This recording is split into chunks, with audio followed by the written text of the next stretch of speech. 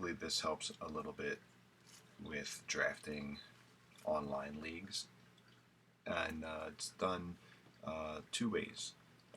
One, the draft itself, the list is started by our draft pool, right? It's a rookie draft pool. I'm set up here as the commissioner, so all the ratings are by our OSA draft. But this is all the players, right? No filters, showing all the players there.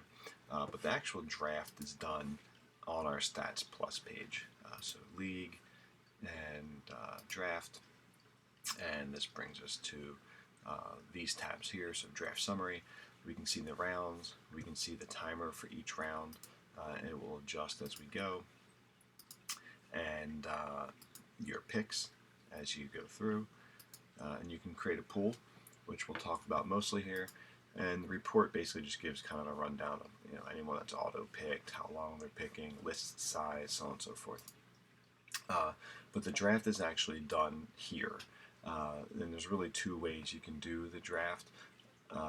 One is strictly by using Stats Plus, right? We have batter ratings, pitcher ratings, batter stats, pitcher stats. We also have batter and pitching summary where they're separated a little bit.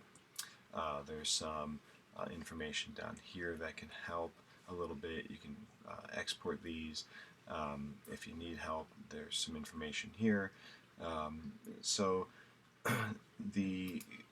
that one way is actually just doing it right through here. I'm sorry, there's also filter help, and you can clear filters here. Filter help can just kind of guide you through how to set them up here. Some people just strictly draft just by using filters and the search patterns through the search fields through Stats Plus. And basically the steps would be however you choose to do this. If you're looking for certain aspects, traits for the players, you can kind of just sort through, right? When you're actually wanting to make a list, this is where you can actually just click on the players and it will come up into your list. You got to make sure every time you make a move, and you can adjust these guys up and down, that you save it, right? At any point, if you wish to see a player's information, you just click on it, it pops up here. We can see all the pertinent information. He's a closer, his age, his pitches, his miscellaneous, obviously some of the vitals here, plus the personality traits. You can go to see the player page, which will pop up here, a little more information, and you can also go to his OOTP page, which is just a little deeper, as far as looking into the profile there. Getting back to the draft, when you have the player selected, so let's say it's this guy, and it would be my turn, you would actually see the option to draft the guy here. The one key thing is creating the lists, so this way when it's your turn, you're ready to go. If you know you're not going to be around, you can always set it on list pick, or if you just want to make it a pretty quick thing, and the list pick will just go in order. So as these guys either disappear or your pick comes up, and it's going to go in order in sequence that you have the list set up. You can also set auto pick. You can do both of these. So you can, if you do list and auto, then it will go list first, and then auto if no one's there. Auto will just pick the best player available based on the OSA scouting. But this is basically how it's done and how you kind of sort through with Stats Plus. I like to personally cross-reference it with our pool here in the file. It's a little more work, but as you see, it has all the information we need. If there's a particular player that you like, if you like this guy for whatever reasons he kind of floats your boat, you can always come in here if he's not up here, and you can just kind of search him, right? It doesn't matter if you're in batter or pitcher. I'm going to do last name there. He pops up here, and if you just click on him, now you can start creating your lists this way. So let's say the next player next to him is this dude. Okay, he works, he looks good. We come over here and start typing his name, he pops up.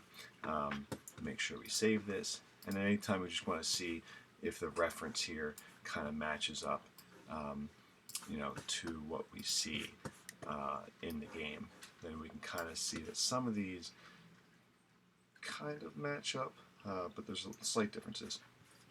As you pop over here, you can see if it's your scout, what he's thinking versus what the OSA thinks. Now when you pop on OSA, now you can see that these things match up exactly. So my scout has slight differences from OSA scout. Depends how well my scout has scouted him, the accuracy.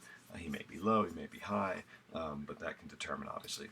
You can also change potential and current with first year amateur drafts. Always best to have potential because that's really what you're looking for. But that's kind of the basics, really.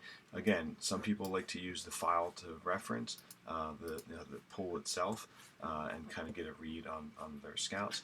And a lot of people just like to use Stats Plus. It's really up to you. But the main thing is making the lists in here, kind of bouncing around between the batters and the pitchers, and then also viewing the player profiles if you choose to, and then making your picks here. List pick, auto pick, super important. Save every time you do anything. It doesn't matter what it is. If you're just moving guys, every single time you need to save it, right? So with this guy here, we need to save it. The draft summary obviously will be important, and in your picks. But that's pretty much it. It's pretty easy. Just a matter of how you want to do it. In file, in the Stats Plus, combination of both. Hope that helps.